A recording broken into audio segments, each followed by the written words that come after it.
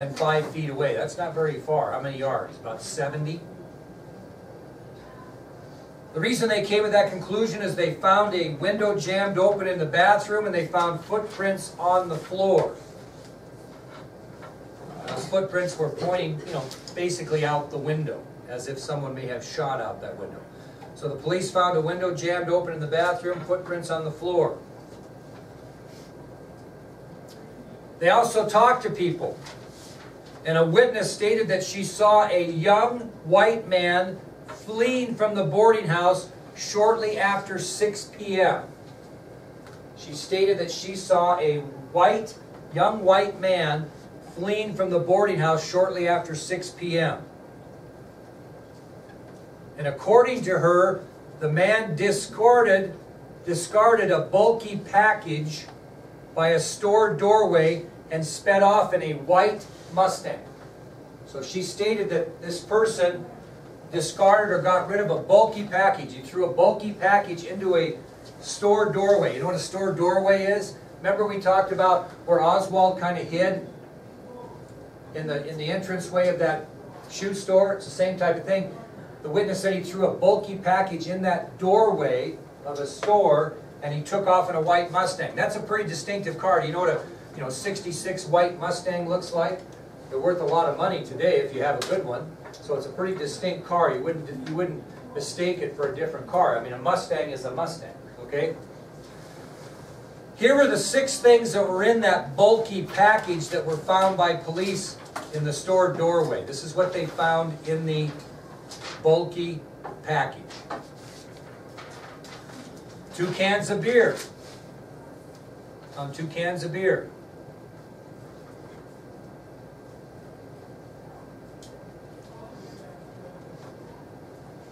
On a pair of binoculars. For those of you that might not know how to spell binoculars, I'll help you out here. B-I-N-O-C-U-L-A-R-S.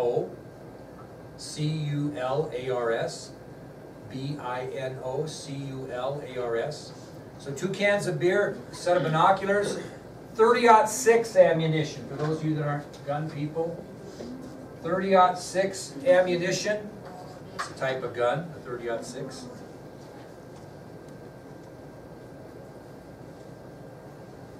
Various tools, including a hammer. Various tools, including a hammer.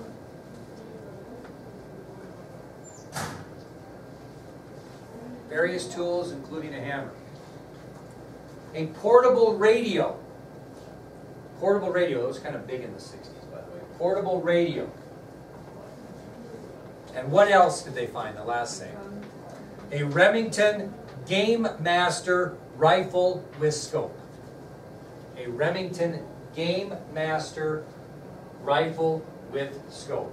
So the 6 things found in that bulky package were 2 cans of beer, a set of binoculars, 30-06 ammunition, various tools including a hammer, a portable radio, and a Remington Game Master rifle with a scope. The rifle was traced to a gun shop in Birmingham, Alabama. So they traced the gun, and it was purchased in a gun shop in Birmingham, Alabama. What would be the next thing they might trace on that? Who bought it? And according to the records at that gun shop in Birmingham, Alabama, the rifle was purchased 6 days prior to the assassination under the name of Harvey Lohmeyer. Harvey Lohmeyer. Sounds like A.J. Heidel to me, but whatever. If you know, you get the meaning. So records there show that the rifle was purchased 6 days prior to the assassination under the name of Harvey Lohmeyer. You think they ever found anybody by the name of Harvey Lohmeyer? No. The A.J. Heidel of the Martin Luther King assassination. Fingerprints were taken on the rifle, and they were identified to those belonging to James Earl Ray. This fella right here. So fingerprints were ran, and they were identified as those belonging to James Earl Ray. How would they know that? He had been in trouble before. He was a felon. They had his prints on file. So fingerprints on the rifle clearly showed that the fingerprints belonged to James Earl Ray. So where does he go? What's the flight of James Earl Ray? He leaves the boarding house in his Mustang and he drives to Atlanta, Georgia, where he abandons the car. So he leaves Memphis, Tennessee in his white Mustang, drives to Atlanta, Georgia, abandons the car. It's going to be a little different flight than Lee Harvey Oswald. He escapes the boarding house, drives to Atlanta, Georgia, and abandons the Mustang. He then gets on an airplane and flies to Toronto, Canada. Gets on an airplane and flies to Toronto, Canada.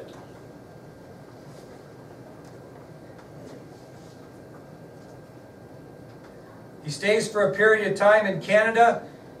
He flies out of Toronto, Canada on May 7th, 1968. He arrives at Heathrow Airport in, you know where that's at? Heathrow, London, England. So he leaves, stays for a period of time in Toronto, Canada, takes another plane, and lands at Heathrow Airport in London, England on May 7th, 1968. Just about a month after what? The assassination. So they have not found him yet. So he flies out of Toronto, Canada, and on May 7th, 1968, he arrives at Heathrow Airport in London, England. He then flies to Portugal and returns back to London 10 days later. So he gets into London, spends a little bit of time, flies to Portugal, spends 10 days there, approximately 10 days, and returns back to London. So he's gone from Memphis to Atlanta to Toronto to London to Portugal and back to London. This is what he's done. And he rents a room in the middle of the city in London until June 8th, 1968. So after he returns to London from Portugal, he rents a room right in the middle of the city center of London, and he stays there until June 8th, 1968. So now we're what? 2 months past the assassination. In the meantime, they're trying to find the assassin.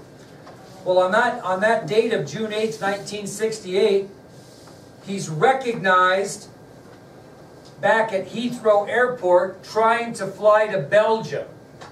So they recognize him because they know who he is. The fingerprints match the gun. They've got this lookout for James Earl Ray. He's in Heathrow Airport in London trying to fly out to Belgium, and they recognize him.